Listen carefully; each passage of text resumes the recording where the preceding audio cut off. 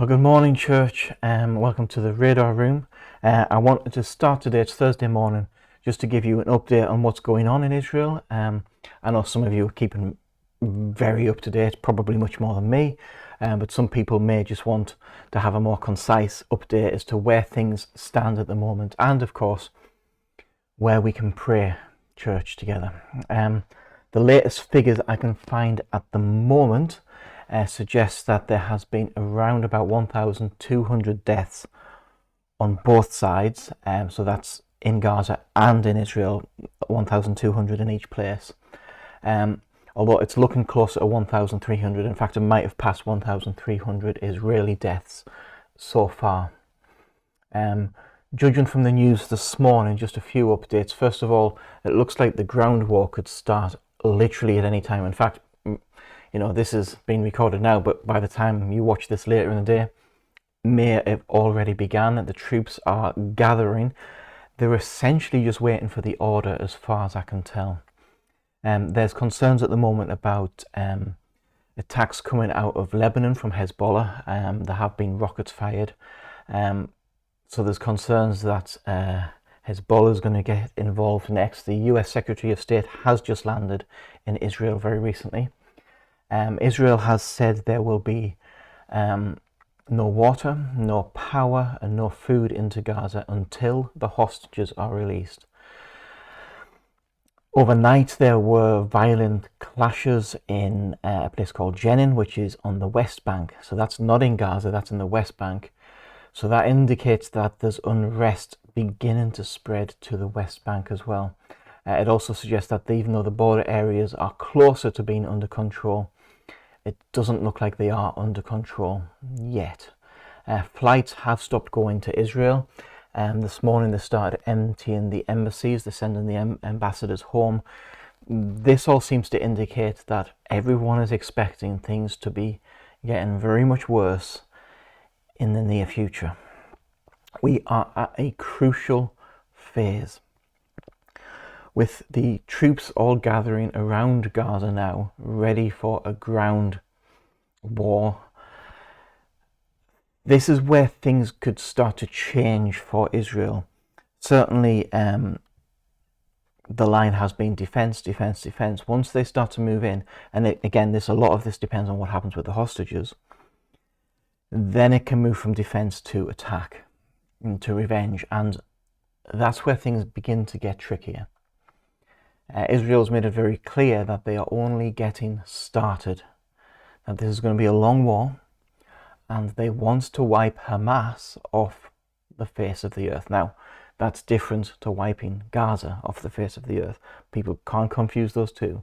Hamas is a terrorist organization that they want to wipe off the earth. Now, one of the challenges with that, of course, is the leaders of Hamas aren't in Gaza, aren't in Israel, they're abroad. So that makes that tricky, but they can deal with the people who are on the ground there. One thing that I did see on the news last night that somebody brought up, which I thought was a very interesting point, was Hamas had to know this was going to be the response. They had to. Especially when they took the hostages, which could suggest that this is exactly the response that they're after. And Israel needs to be very careful not to play into Hamas's hands here. If they overplay their hands, then it could be the call that Hamas is looking for to unite the Arab nations, to unite the Arabs who live in Israel, to rise up. And the wrong response at this point could trigger that. So Israel needs to be very careful in what they're doing. Hezbollah have made it very clear they don't want to directly engage in this conflict as long as there's no attack from the Israel side. Once there is, Hezbollah's position could also change quite a lot. We need to be praying, church, for Israel. We need to be praying that for the people, for those who are suffering, for those who've lost family members, for the hostages. But we also need to be praying that the response from Israel is proportionate. There's a red line somewhere, and I have to admit, I don't know where it is.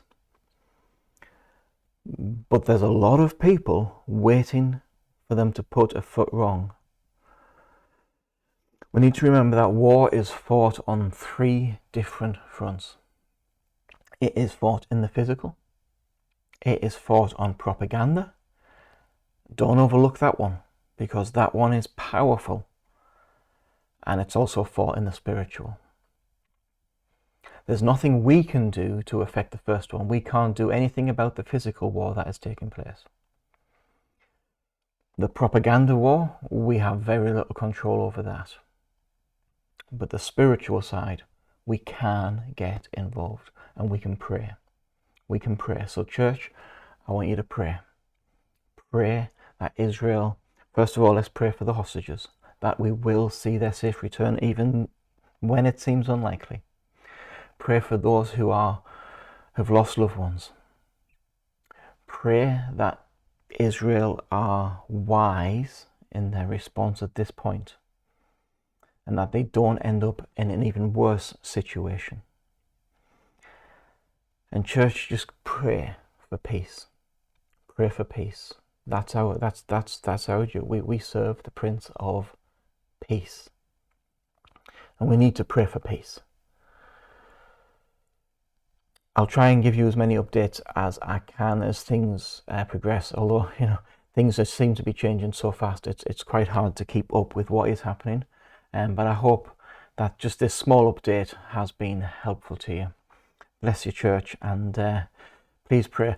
We need to do this sort of thing because we can't just wait till Sunday before we update you, because things are changing by the day. One thing we should be always thinking about, this is less than a week in, and look how much has changed in a week. I hope that for all of us, it just gives us a bit of perspective on how much things can change in a very short period of time. And that's another thing to pray. This isn't for Israel, this is for you. Is we need to pray that we are right with God, because we don't know how quickly things can change. I wasn't planning on saying any of that, but that must be for someone. Bless you, church, and I'll update you when there's more information. God bless.